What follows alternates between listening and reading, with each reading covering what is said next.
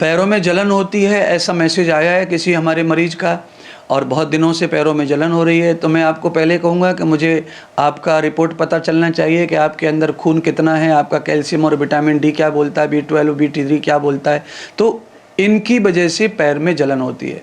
अगर B12 vitamin 3 अगर कम हो रहा है, BD कम हो रहा है, तो ये इससे पैर में जलन हो सकती है।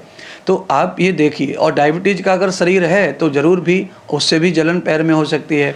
तो क्लियर होना चाहिए कि आप किस स्थिति में हैं, कौन सा रोग आपको अलग से है। नहीं, अगर आपको कोई रोग ही नहीं है, इस तरह का डायबिटीज़ नहीं है जैसे मान लो, तो फिर सीधा है विटामिन डी B12 का ही प्रॉब्लम आपके शरीर में आया हुआ है, तो आप उससे मुक्त हो जाएंगे। तो मेरे पास में उपाय है, सभी चीज़ों के लिए उपाय है। तो ये कैसे ठीक होगा, तो इसके उपाय क्या है, तो मैं आप उसको मार्क कहता हूँ। पैरों में जलन अगर आपको हो रही है तो उसके लिए सबसे पहला बेस्ट और बेस्ट अगर कुछ काम है तो सरसों के तेल की मालिश आपको रात को करनी है।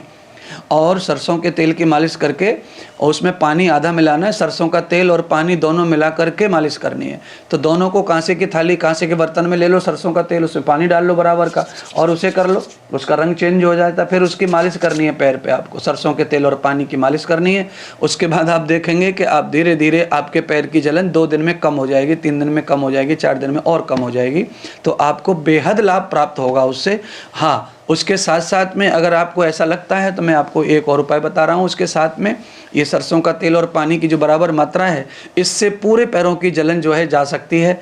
साथ में मैं आपको कहूँगा कि इसके साथ साथ आप रोज़ाना सेवन करें, खाने में चेंज करें, खजूर खाएं। खजूर खाने से आपके शरीर में आयरन, कैल्शियम और आपके जितने भी खनिज कम हो गए हैं जिससे जलन हो सकती है वो कम होगी। 4 खजूर नियमित सेवन करते रहें।